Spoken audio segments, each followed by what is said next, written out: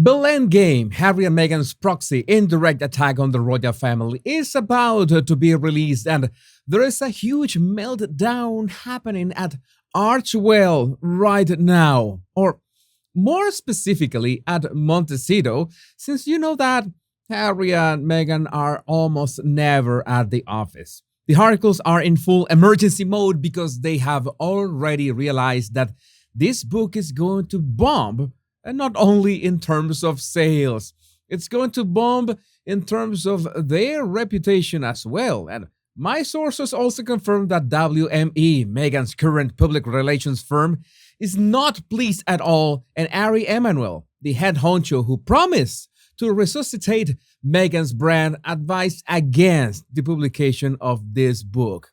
And why didn't he fancy the idea of ENDGAME being published?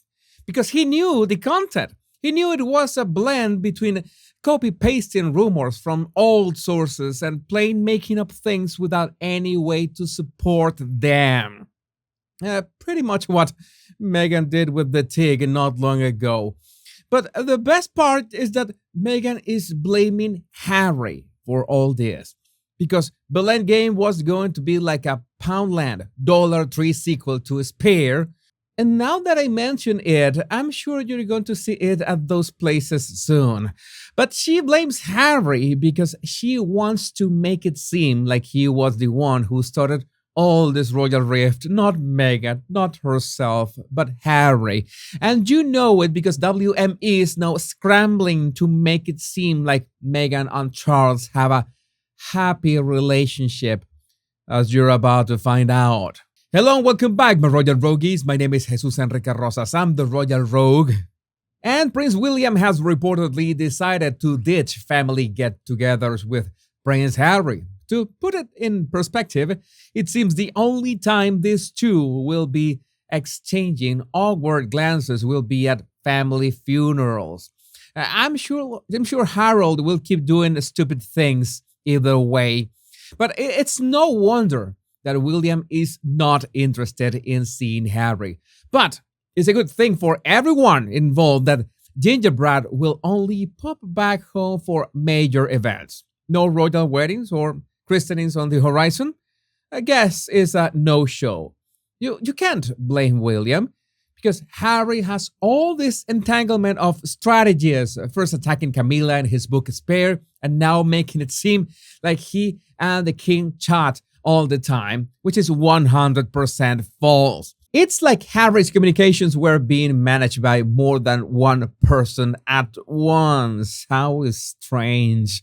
And just when you thought it couldn't get more dramatic, Scobie's book also accuses the palace of fibbing around Camilla's queen status and calls the diversity efforts a PR stunt. And this is another point of tension between Harry and Meghan, because Harry, as blockhead as he is, thought that Spare was going to be no big deal for the family, that it was going to be just attention for commercial gain, and much less ENDGAME. But now he's got this massive homesickness and he cannot do anything about it. I don't know about you, but I, for one, enjoy that German word, Schadenfreude, to its full extent. And since Discount Barbican did not have enough targeting Charles, Camilla, William, and Catherine, he also went for the Duke and Duchess of Edinburgh. In June 2021, Edward and Sophie dared to jest about the grand Oprah interview of Harry and Meghan, asking, "Oprah who?" with the kind of playful ignorance that only royals can muster. But Scobie declared the remarks as nothing short of a royal screw-up, a blunder bordering on bigotry. Then at the late Queen's state funeral, Scobie claims to have seen Sophie skillfully executing the art of ignoring Meghan, a snub so subtle yet so profound. Queen Camilla and the Princess of Wales too joined this elite league of Ignore Del Taco Duchess Club.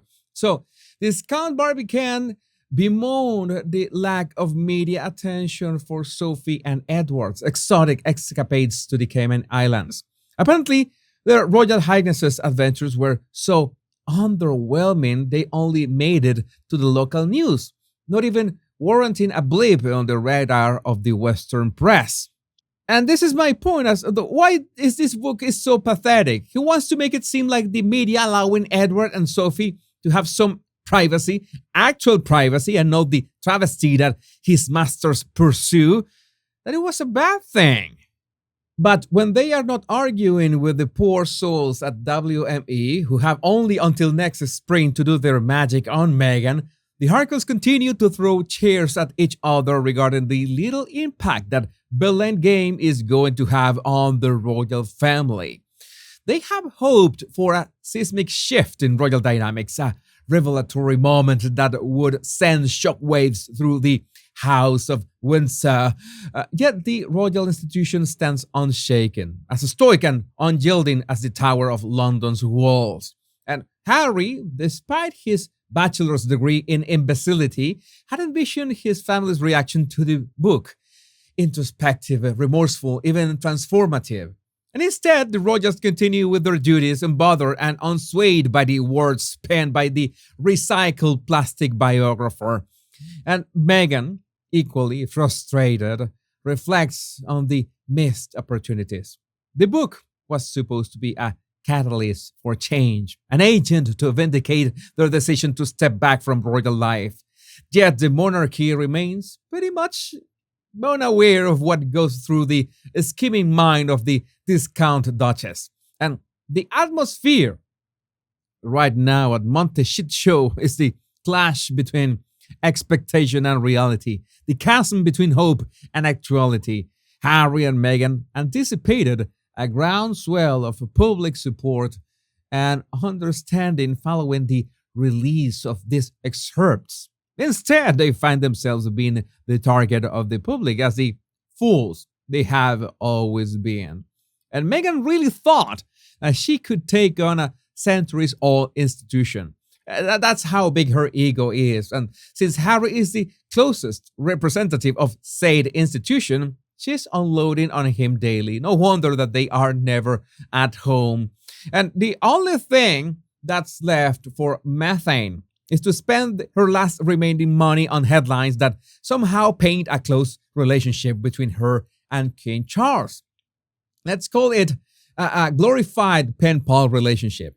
She claims that they have exchanged letters, and yes, actual paper letters in the digital age, about some hush-hush comments regarding little Archie's skin tone. Cue the dramatic gasps. This is what she wants everyone to believe, that Charles, in a moment of grandparental concern, reached out to her post-Oprah interview to express his disappointment, not in the royal mess, but that they went public.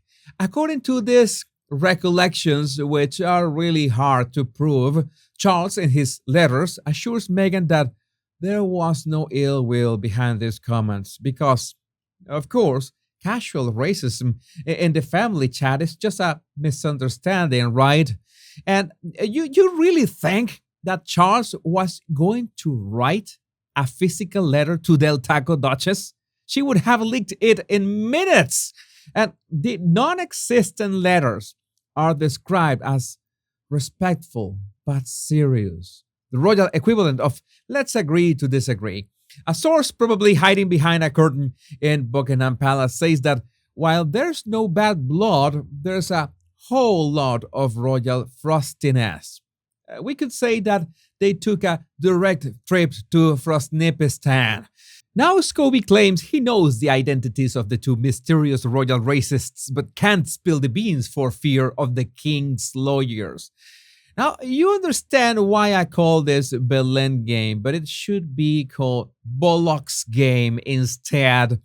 And in the book that I absolutely encourage you to not read, we also find Prince William ignoring texts from Harry, Queen Camilla secretly thanking Piers Morgan, and a timid Princess of Wales being coaxed into the spotlight. Give me a break. As usual, I would love to know what you think about this in the comments. My Royal Roguies, my name is Jesus Enrique Rosas. I'm the Royal Rogue, and remember the two most important words: much love and bliss.